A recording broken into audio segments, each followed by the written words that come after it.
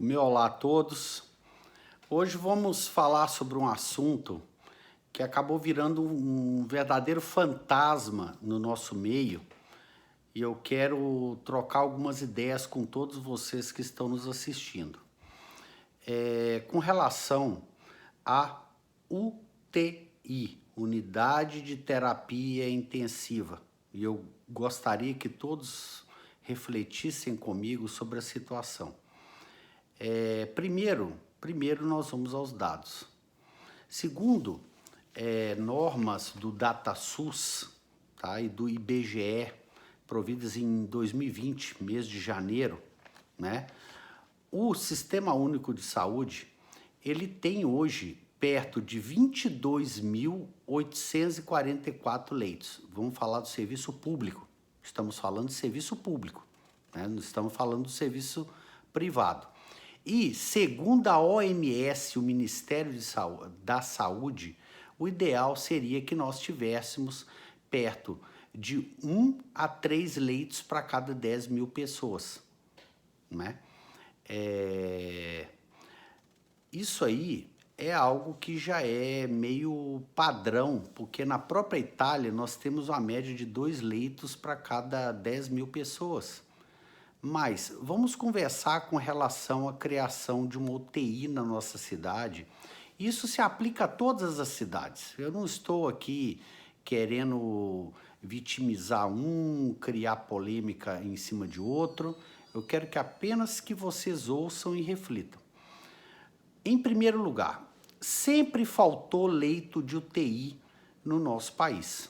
Isso é uma grande verdade, até antes que o próprio Covid chegasse, né? E nós vemos que hoje existe um anseio muito grande na nossa cidade, que poderia estar acontecendo em várias outras cidades, para que se criasse uma UTI na nossa cidade. Mas veja bem, vamos partir dos dados. Hoje, né, fora essa situação do Covid, nós temos hoje uma média de pagamento, né, segundo os dados do Ministério da Saúde, da Fundação Nacional de Saúde, uma diária de UTI adulto chega perto de R$680. Segundo a Associação Médica Intensivista Brasileira, né, em alguns artigos que eu cheguei a ler, o ideal seria que fosse pago perto de R$1.500 por leito. Várias vezes eu comentei isso, eu coloquei postagens, eu expliquei a situação, muitos chegaram a ler, né? Hoje nós estamos fazendo um vídeo, mas o que é que eu digo para vocês? Primeiro que sempre faltou leito, essa é uma realidade enorme. Há cerca de uns 4 dias atrás, eu tive a oportunidade, uma grande oportunidade de conversar com o atual secretário de Saúde do Estado de Santa Catarina, o Dr. Bruno Mota, uma pessoa que tem uma formação em intensivismo, né, o que já dá vários créditos para ele, uma pessoa sensata, uma pessoa comedida, né, o qual eu vi com muita felicidade a forma como ele abordou esses assuntos, de que hoje não existe nenhuma possibilidade da criação de leitos de UTI em Santa Catarina, provavelmente em todo o Brasil. Por quê? Para se manter um leito de UTI, a estrutura ela não é fácil para ninguém. Existe uma logística, existem vários profissionais comprometidos que muitas cidades, às vezes, um hospital de porte médio não tem e que terá que arcar com isso, e o prejuízo da formação dessa UTI pode comprometer outros serviços, tipo pronto-socorro, a clínica médica, a parte cirúrgica, e começar a faltar recursos para manter o que é considerado básico dentro do meio padrão que nós vivemos. Então, apesar do que muitos dizem, desse anseio, eu não quero colocar pimenta no angu de ninguém, né? Não quero colocar pimenta na sopa de ninguém, mas eu quero que vocês me entendam no meu ponto de vista. Cada um pensa como quer. O que é que acontece? Hoje, para os leitos de Covid, segundo informações, nós temos cerca de 750 funcionando em Santa Catarina, sendo que só apenas 500 estão cadastrados. Os outros 250 estão naquela expectativa para se receber por utilização de leitos, para vocês terem uma ideia. A segunda coisa, quando você monta uma UTI, você não pode pensar assim, a minha cidade tem uma UTI, eu vou ter um leito de UTI à disposição. Não, existe um sistema estadual de regulação de leitos em que se você chegar na sua cidade e necessitar de UTI tendo leitos, talvez você não consiga ficar ali. Por exemplo, Santa Catarina, você chega, precisa internar. Se fosse assim, Tubarão teria leito só para moradores de Tubarão. Chapecó teria leito só para pacientes de Chapecó. Floripa teria vaga para pacientes só de Florianópolis. Mas não, existe um sistema em que você estando provavelmente em Florianópolis, você só consiga uma vaga em Concórdia, por exemplo. O que eu digo é que é o seguinte, não se pode, né, agir de forma irresponsável com dinheiro público. Fazendo a conta do leito diário, a UTI diária hoje paga, existe uma diferença fenomenal nesse sentido.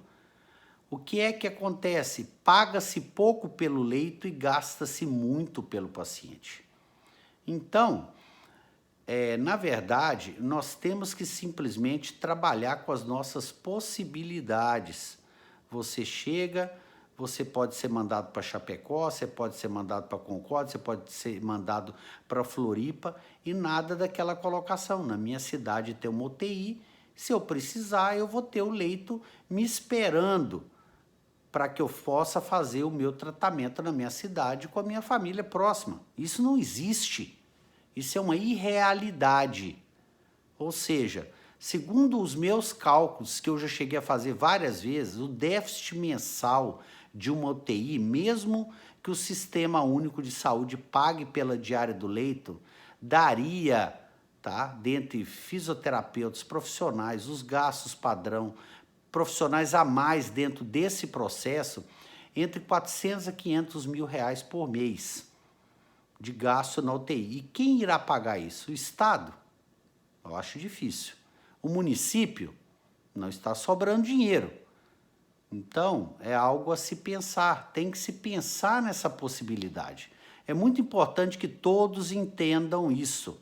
Existe a medicina primária, a secundária e a terciária. A primeira consiste no atendimento de postinhos de saúde.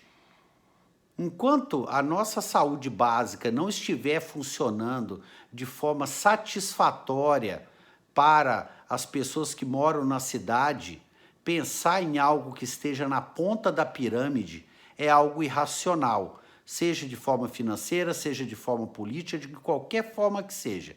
Eu acho que tudo tem que ser feito com planejamento, com algo que deve ser feito de forma pensada. Não adianta ser feito esse tipo de coisa. Agora, com relação ao nosso hospital, que é o Hospital de Imbituba, nós temos todo o suporte, dependendo da situação, para arcar com esses pacientes, com Covid no caso, né? Ou seja, nós temos equipamentos, nós temos profissionais qualificados e que isso fique bem claro e que não gere toda aquela polêmica que pessoas que não sabem o que estão dizendo, dizem. Nós temos condição de manter pacientes aqui. É um caso de emergência. Por enquanto, os nossos casos mais graves estão sendo transferidos para os leitos qualificados para se tratar a Covid. Isso não quer dizer que nós não tenhamos capacidade, porque o risco existe, seja aqui, seja em qualquer cidade do Brasil. O risco existe. O que eu quero que todos entendam é que nós temos capacidade para atender mesmo que após as licitações para a compra de ventiladores não tenha surtido efeito devido aos vários casos de risco de corrupção na compra desses equipamentos. A população não sabe disso. O hospital não pode pagar por isso. Então, eu quero que vocês entendam que para você partir para uma medicina terciária, o preço a se pagar é muito alto. Então, muita atenção a quem diz o que diz sem conhecimento de causa. Isso aí tem que ser trabalhado com calma, com paciência, com parcimônia, para que se chegue a um denominador comum. Você não adianta tentar começar algo que você não vai terminar. Ao meu ver, o nosso município, se não houverem recursos suficientes, existem formas para isso também. Eu não estou aqui para criar problema, mas existem condições para isso. Tem que ser bem planejado, bem feito, ter recurso para isso, para que não falte o mínimo que já existe para o tratamento da nossa população. Fica aí o meu ponto de vista. Eu acho que eu estou aberto para qualquer diálogo, porque eu já estou lendo sobre isso há mais de 1 ano e meio. Isso acabou se tornando um fantasma na nossa cidade. Vamos pensar com consciência, quando não existir mais atraso de consulta, atraso de exame laboratorial, que é algo que existe dentro da medicina básica, a medicina primária, há de se pensar em dar mais um passo. Enquanto isso, não existe possibilidade. Fica aí o meu recado a todos, estou aberto para qualquer diálogo, para qualquer conversa, para quem queira questionar o meu ponto de vista, porque cada um tem o seu. O meu grande abraço a todos.